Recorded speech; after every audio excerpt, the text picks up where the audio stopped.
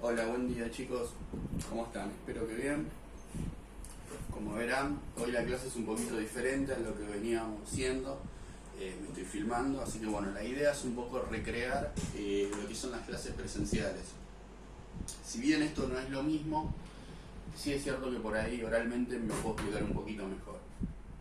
Y de todas maneras, ustedes cualquier comentario, cualquier duda que quieran hacer, ¿sí?, sobre la explicación, que profundicemos en algo más, lo dejan acá en la cajita de comentarios, ¿sí? Por lo pronto hoy vamos a iniciar una unidad nueva, ¿sí? La unidad se llama Representaciones, ¿sí?, materia prima del aparato psíquico. Acá lo escribí, no sé si se llega a ver, pero bueno, la idea es un poco poner el acento en que nuestro aparato psíquico, nuestra mente en general, ¿sí?, funciona con representaciones, ¿sí? Algo obvio, con representaciones de los objetos, ¿sí? Con lo cual la realidad psíquica, podríamos decir, es un poquito diferente a la realidad física objetiva, que es algo que venimos hablando. Bueno, pero en esta unidad específicamente vamos a profundizar en esa realidad psíquica que está relacionada con los afectos, con la vida anímica, ¿sí? Con lo que popularmente todos asociamos al psicólogo. Cuando uno habla del psicólogo, fui a terapia, bueno, uno asume que va a hablar de su vida afectiva, ¿sí?, de las cuestiones emocionales y demás. En ese sentido, ¿sí?, es que vamos a tratar en esta unidad, bueno, de hablar primero que nada de cómo esa vida psíquica está determinada por cuestiones no del todo conscientes, o mejor dicho, vamos a decir con propiedad inconscientes, ¿sí?, y a su vez cómo esa vida psíquica se construye desde los inicios de la misma vida en relación con los demás, ¿sí? Nuestra estructuración psíquica, nuestra mente, no se forma aislada, sino siempre en relación con los demás, ¿sí? Estos dos ejes, digamos, los vamos a tratar a lo largo de toda la unidad. Y de otras cuestiones más, obviamente.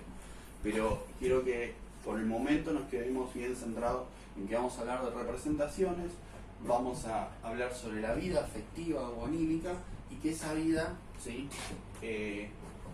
generalmente está determinada en gran parte por cuestiones inconscientes y que a su vez se construye en relación con los demás, ¿sí?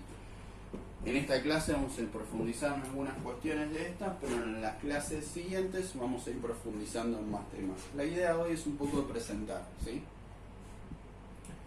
Así que bueno, a continuación vamos a empezar a profundizar. Para desarrollar toda esta unidad, ¿sí?, lo vamos a hacer desde la mirada de la escuela de psicología psicoanalítica, ¿sí?, la escuela de Freud y muchos psicoanalistas más, ¿sí? Pero nosotros nos vamos a centrar en los aportes básicamente que hizo Freud y otro autor que se llamó Bowlby, ¿sí? Para contextualizar qué es lo que hizo y poder desarrollar lo que presenté anteriormente, vamos a hacer un repaso de lo que vinimos viendo hasta ahora, ¿sí?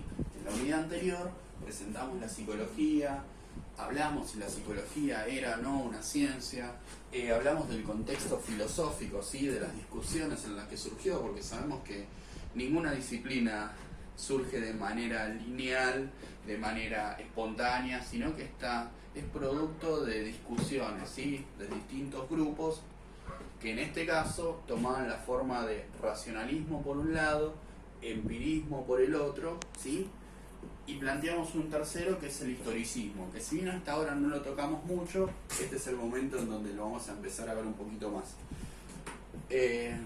A verlo en el sentido de que le da fundamento o explica un poco las decisiones que toman los psicólogos, ¿sí?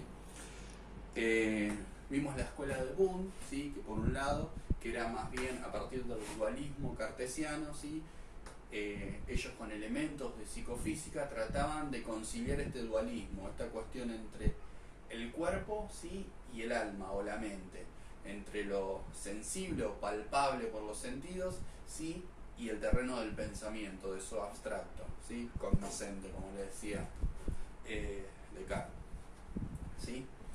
Por un lado tuvimos a Boone, que fue en esa línea, ¿sí?, y trató de hacerlo, de mostrar la psicología, la validez de la psicología, tratando de medirla, de hacerla experimental, de igualarla a los demás métodos o sea, empleando los métodos que usan las ciencias naturales, como para darle legitimidad en ese sentido, ¿sí? Para que parezca que era ciencia. Eso por un lado, ¿sí? Después, en respuesta a eso, se generó el conductismo, ¿sí? Como vimos, el conductismo lo que trataba era justamente de ser lo más objetivo posible, con lo cual la idea de mente o de conciencia o de vida anímica ni siquiera existía, solo era conducta, que estaba más del lado del empirismo. Y por último vimos la escuela de la Gestalt, lo de las formas, que sí es así, empieza a estar un poquito más relacionada con lo que vamos a ver de ahora en más. Un poquito más relacionada en el sentido de que hablábamos de representaciones, hablábamos de esta diferencia entre lo que tenemos en la mente o esa representación del mundo y lo que realmente es el mundo. En este punto quiero ser bastante riguroso porque es fácil desviarse y caer en cuestiones sin sentido, ¿sí? Cuando yo digo que la realidad psíquica no es la misma que la realidad del mundo, lo que estoy queriendo decir es que solo podemos conocer de esa realidad, ¿sí?, que existe, lo que nuestros sentidos nos permiten, ¿sí? Lo que nuestra capacidad de conocer nos permite. Es algo tan sencillo como yo les decía en su momento y también lo escribí. Basta con mirar el horizonte, vemos que el cielo y la tierra se tocan.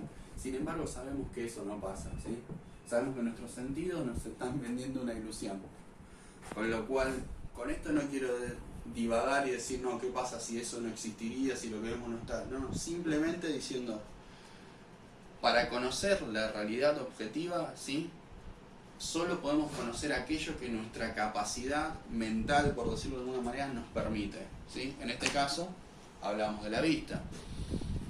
Podemos estar frente a, o preguntarle a algún daltónico, ¿sí?, cómo es, de qué color son las cosas, y él va a vivir otra realidad, no significa que eso no esté.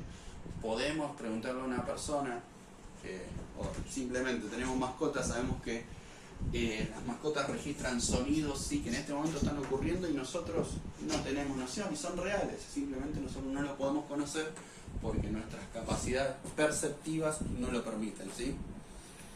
Eso es una base para empezar a conocer, ¿sí? Es una base. Hablábamos con la Gestalt de formas, ¿sí?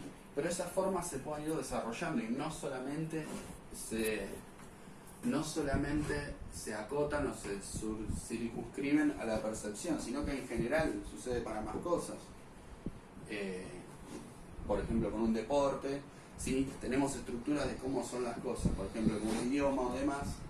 A mí pueden venir y hablarme en chino o en otro idioma que yo realmente no lo voy a poder entender, ¿sí?, a menos que tenga las estructuras y un conocimiento previo para que eso tenga significado para mí. Y en ese sentido vamos a seguir. Así que bueno, hasta acá, y quería cerrar el repaso para ver dónde se inserta Freud. Esto pasó, repasemos, el Bund, ¿sí?, pasó en 1879 en Alemania.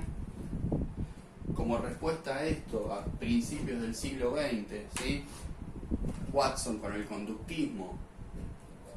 Esto sucede en Norteamérica y van a seguir con el conductismo hasta la década del 50 más o menos, que después va a haber una revolución y va a haber toda otra psicología que más adelante la vamos a ver. Pero ahora, mientras tanto, en otra parte del mundo, en Austria, ¿sí?, concretamente Freud empieza a escribir y empieza a pensar una psicología, pero no una psicología pensada, ¿sí?, o preocupada por cuestiones del conocimiento, de la teoría del conocimiento, como venimos viendo hasta ahora, ¿sí?, cómo hacen las personas para conocer, ¿sí?, o incluso en términos conductistas sobre el aprendizaje, cómo hacen las personas para aprender, sino más bien preocupada por cuestiones de salud mental. Freud era médico, ¿sí?, ejercía, estudió en Austria, luego muy joven gana una beca, se va a Francia y bueno, empieza, todo por esa zona empieza a moverse, digamos, por decirlo de alguna manera.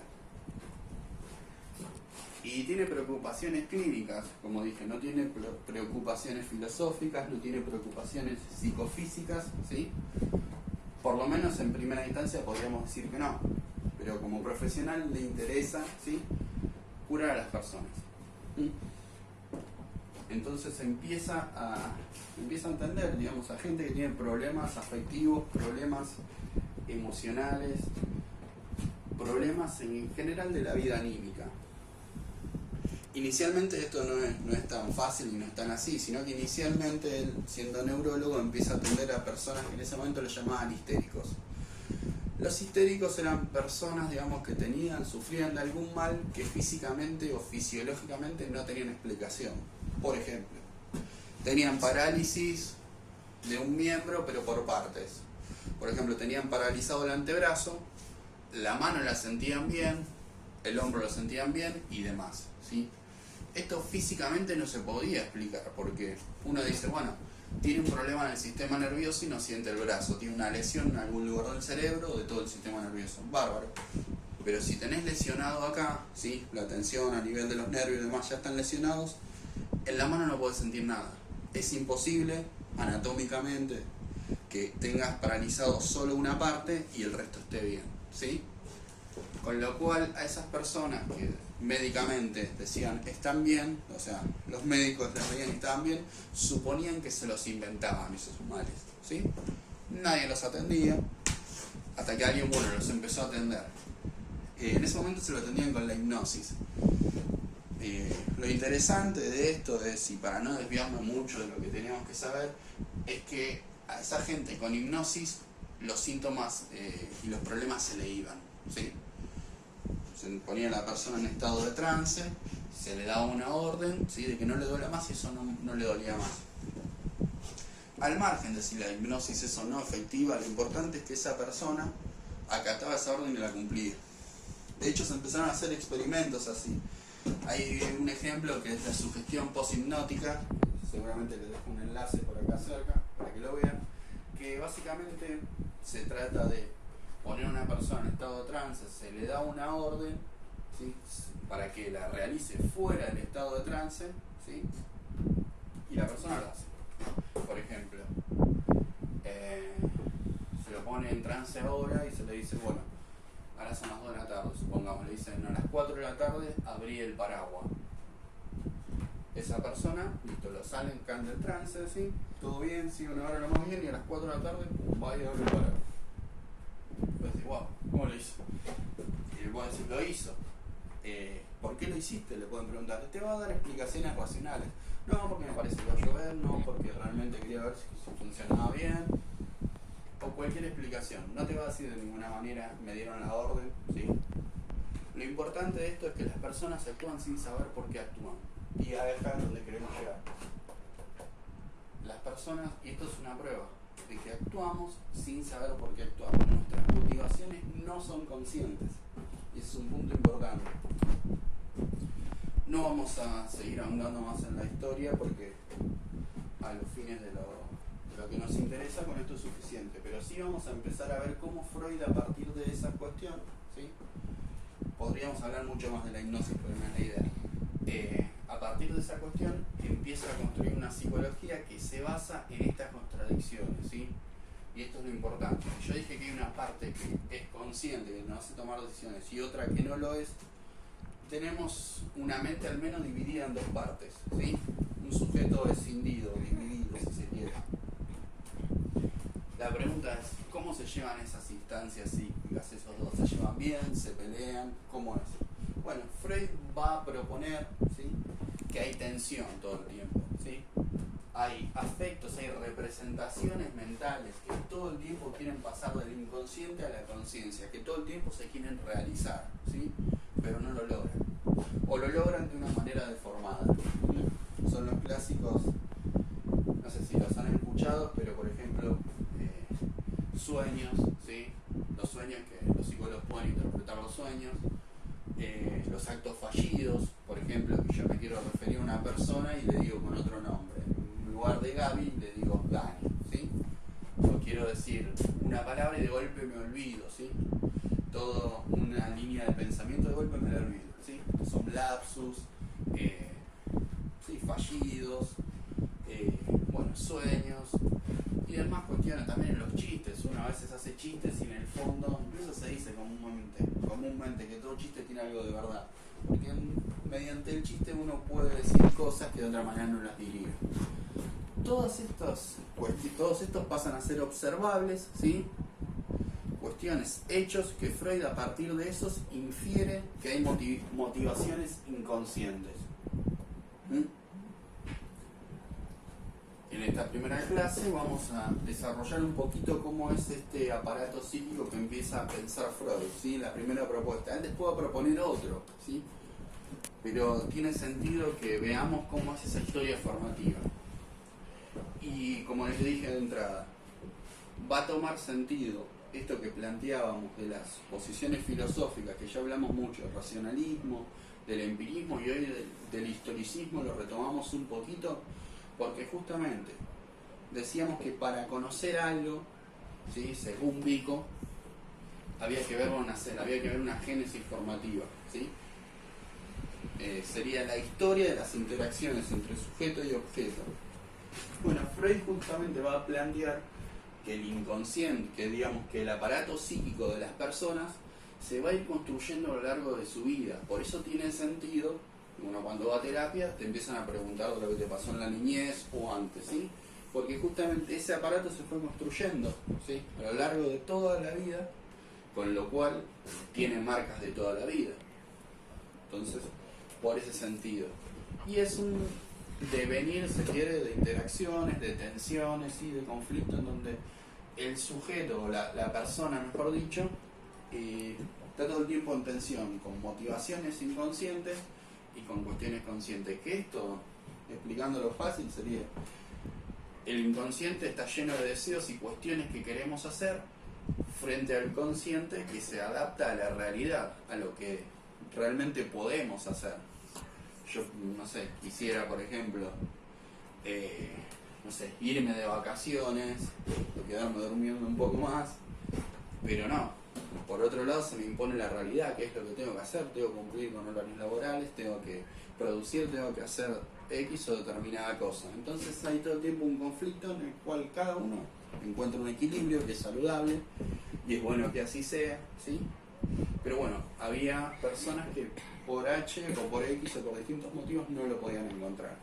Esos son los que terminaban en consulta con Freud, y a partir de ellos Freud empezó a construir esta psicología, ¿sí? Entonces, resumiendo, ¿cuál es el gran aporte de Freud en este primer momento? Podemos decir la idea de inconsciente. La idea de que demostró experimentalmente, ¿sí? Sea con la sugestión poshipnótica, sea con las demás formaciones del inconsciente como los sueños y demás, que los seres humanos estamos influenciados o determinados en gran parte por cuestiones que no conocemos. Bueno, como dijimos recién, Freud propuso un aparato psíquico, ¿sí? Constituido en gran parte por una instancia inconsciente y otra consciente, ¿sí? Bueno, pero ¿cómo hace para llegar a esa conclusión? ¿Cómo piensa eso? ¿Qué supone que hay dentro de la mente? Porque nosotros estamos acostumbrados, me incluyo, a que, bueno, ¿cómo conocemos algo? Desarmándolo. De hecho, yo de chico hacía eso. Bueno, ¿cómo conozco realmente cómo funciona mi bicicleta, cómo funciona un reloj, cómo funciona cualquier cosa? Lo desarmamos. Un poco jugando de chico, rompíamos las cosas y después lo volvíamos a armar. Pero bueno, ¿cómo realmente sabemos que se trata de desarmar qué hay en la cabeza y vamos a encontrar el cerebro? Vamos a ir desarmándolo. De hecho, hay una línea de la psicología que hace esto, que básicamente, hoy se conoce como neurociencia, y da muy buenos resultados, ¿sí? Pero no es exactamente por ese lado que va Freud. Cuando él habla de un inconsciente o de una conciencia, ¿sí? Él no va a hablar de lugares físicos en el cerebro, sino habla de instancias, lugares virtuales, ¿sí? Que nos dan la pauta de cierto comportamiento. Como siempre digo, uno, por ejemplo, no necesariamente tiene que estudiar el cerebro para saber algo de la conducta. Basta con mirar, en la serie vemos las series policiales y demás, en donde hay toda donde los investigadores van reconstruyendo, ¿sí? La conducta, en este caso un criminal, ¿sí? A partir de cómo se va comportando, y no por eso analiza el cerebro. Con esto quiero decir, hay una línea, ¿sí?, de psicología que es muy eficiente y va por ese lado, y hay otras líneas que no, y también igual son muy rigurosas, ¿sí? Bueno, con esto quiero decir que la manera en que Freud propone esto son suposiciones, que es lo que hace siempre un científico, de la disciplina que queramos, incluso en física, en las más rigurosas, en química, en cualquiera. No sabemos realmente qué es lo que hay, pero lo suponemos y tratamos de comprobarlo con los efectos, ¿sí? Basta con mirar, por ejemplo, una de las ciencias más duras o más exactas. A nivel, si se quiere, la química, las reacciones químicas, se basa en el conocimiento, ¿sí?, de la materia a un nivel demasiado pequeño, a un nivel microscópico, incluso más chico a nivel de los átomos. ¿Pero alguien vio un átomo alguna vez? La realidad es que no se ven. Puede llegar a ver un electrónico de haz de electrones que algo nos muestra, pero eso es actual y desde hace tiempo ya tenemos, ¿sí?, modelos de cómo es el átomo, y la realidad es que se puede actuar en forma a esas suposiciones y hay efectos muy reales. Hay bombas nucleares, hay energía nuclear y hay de todo, que es muy real, con lo cual esos modelos se ajustan a la realidad y son eficientes. Pero bueno, ¿de dónde salen esos modelos? Básicamente usando el pensamiento analógico, ¿sí? Analogías, metáforas, ¿sí? Hago este paréntesis y lo explico porque a lo largo de toda la materia vamos a ver mucho que se usan metáforas, se usan analogías para suponer qué hay dentro de la mente, ¿sí?, y para poder hacer predicciones en lo posible, o interpretaciones. Un poco ya lo vimos, ¿sí?, cuando vimos el comportamiento, por ejemplo, del perro de Pavlov. Vimos que a partir de ese modelo Watson trata de incorporarlo en las personas y bueno, le da ciertos resultados, ¿sí? Con lo cual dice, a partir de eso que ya conozco, voy a tratar de aplicarlo a esto que no conozco. Y posiblemente pase lo mismo. De la misma manera que un animal reacciona a ciertos estímulos y los condiciona, seguramente en las personas también pase igual. Podemos decir que ciertamente le funcionó. Con lo cual, quiero decir que esto que postula Freud no salió de cualquier lado, no es azar, no lo buscó anatómicamente, sino que hizo suposiciones. Sí, esos modelos tienen fuerte lugar en la anatomía, ¿sí?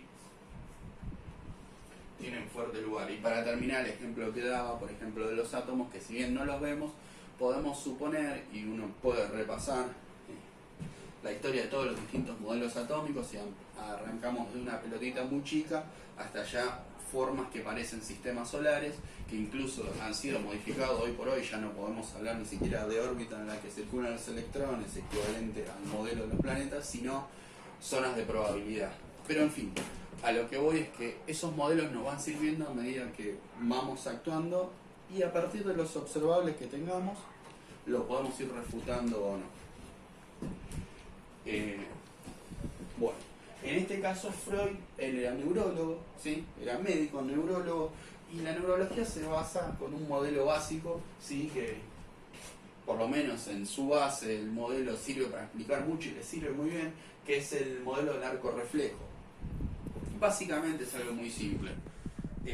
Ahora por ahí no se ve tanto, antes se veía más, caricaturas y demás, porque no es una prueba que se haga actualmente, pero por ejemplo, antes por ejemplo te daba el médico, ibas, te sentabas, te golpeaba la rodilla, ¿sí?, a ver si se movía o no, a ver si tenías un reflejo. Era la idea, una manera de medir la salud, cierta salud. A lo que voy es que había un estímulo, como hablamos antes, pasaba por todo el sistema nervioso y una respuesta.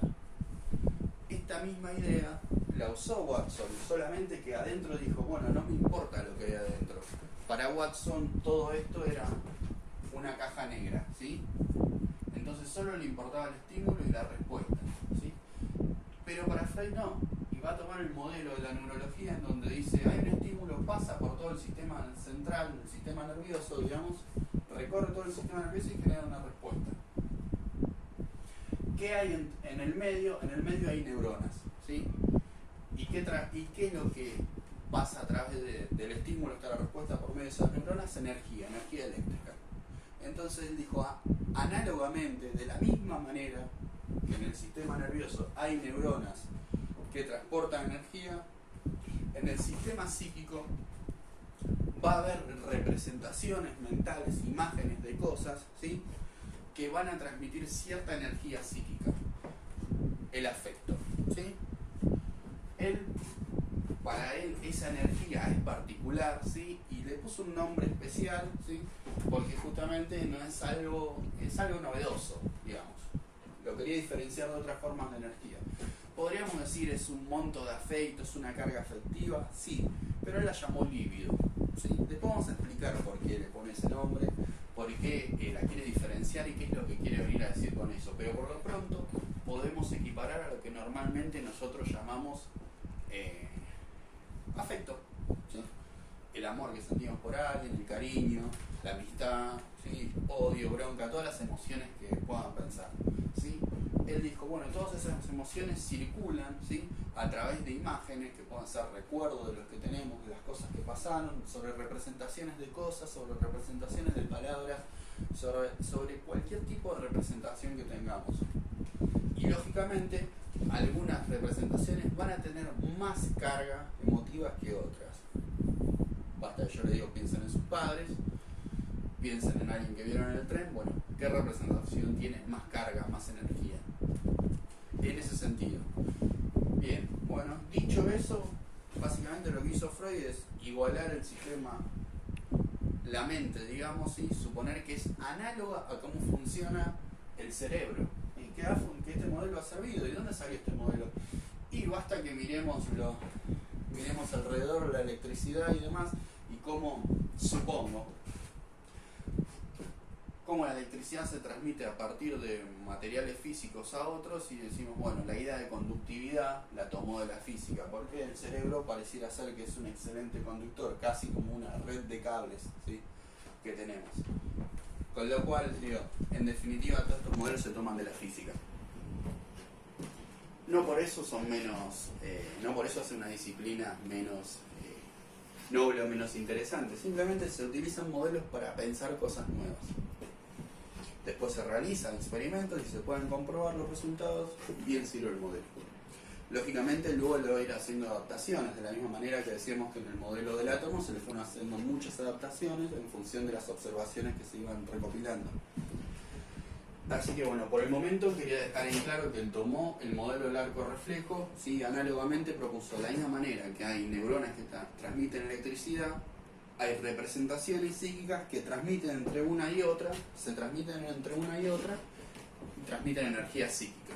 Bueno, eso da pie a suponer, y bueno, cómo se relacionan una con otra, cómo se estructuran, así como el sistema nervioso, digamos, viene dado de entrada, que el sistema nervioso no viene dado de entrada, sino que cada célula se va componiendo, digamos, se va... a ver si me explico mejor. Todas las células del sistema del ser humano son iguales, pero depende de la especificidad, se van situando y hay una historia formativa, y por ejemplo, una célula pasa a ser célula nerviosa, otra pasa a ser para otros tejidos y demás, ¿sí?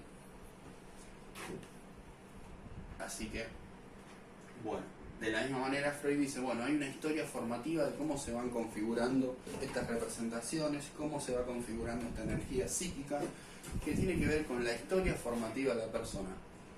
¿Y por qué sobre la historia? Bueno, básicamente yo, dice, propongo, ¿sí?, y a su vez, y lo que decía que esta posición empirista es como una síntesis un poco de las dos, dice, las personas traen cosas innatas, cosas del orden de la permanencia, cosas que son igual para toda la especie, ¿sí?, como impulsos, reflejos, ¿sí?, incluso estos afectos, ¿sí?, tendencias sexuales, si se quiere, que él lo va a llamar Freud así, y que cuando hablo de tendencias sexuales no es el significado que normalmente le damos, pero sí para Freud va a ser algo muy importante y con el tiempo lo vamos a definir, ¿sí?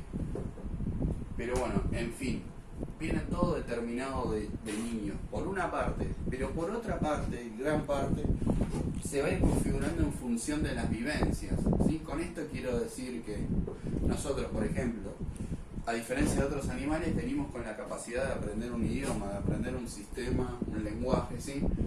Obviamente va a depender de dónde vivamos, que yo aprenda mi lengua materna, sea el español, sea el inglés, sea el chino, sea francés. pero tengo la capacidad biológica, con lo cual mi lengua sí es un producto de la interacción de ambos factores. Por un lado, algo del orden de lo innato, de lo permanente, y por otro lado, cuestiones ambientales, sí que cambian. Entonces, el ser humano, el psiquismo es producto de una interacción de ambos factores, ¿sí? Por un lado, lo que viene dado, y por otro lado, las vivencias, ¿sí? En este entramado va a emerger el sujeto. Una vez aclarado las cuestiones metodológicas de cómo Freud procedió para proponer sus teorías y demás, lo que hablamos de analogías, metáforas, ¿sí? El uso de modelos de otras disciplinas, ¿sí? Vamos a seguir con la propuesta en sí. La primera propuesta del aparato psíquico fue la que dividió en inconsciente y consciente. Bueno, ¿a partir de qué? ¿Sí? ¿Cuál fue la línea divisoria? Bueno, un poco la vinimos nombrando, ¿sí? Vinimos refiriéndonos a ella. La idea de represión, ¿sí? La represión es lo que divide el inconsciente del consciente.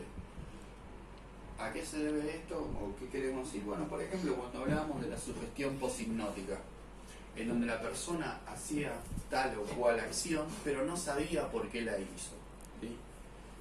Freud en primer momento podría decir, bueno, es un problema de la memoria, realmente falló la memoria y no se acuerda, que es lo que podemos suponer a partir de esta experiencia poshipnótica que conté, pero él se empieza a dar cuenta en la clínica que hay gente que sabe cosas y no las quiere decir. Por supuesto es inconsciente, ¿sí?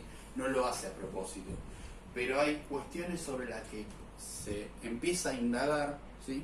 Y las personas empiezan a mostrar cierta resistencia o a desviar el tema o a inventar cuestiones, ¿sí? Con lo cual él se topa con una pared, es decir, con cierta resistencia de la persona, ¿sí? Y volvemos, resistencia sí es una idea que él toma de la física. Uno puede pensar, bueno, algo que se resiste, pero básicamente a lo que voy es que es un choque entre dos fuerzas. Por un lado, ¿sí? Alguien que quiere ir en cierta dirección y otra fuerza que se opone.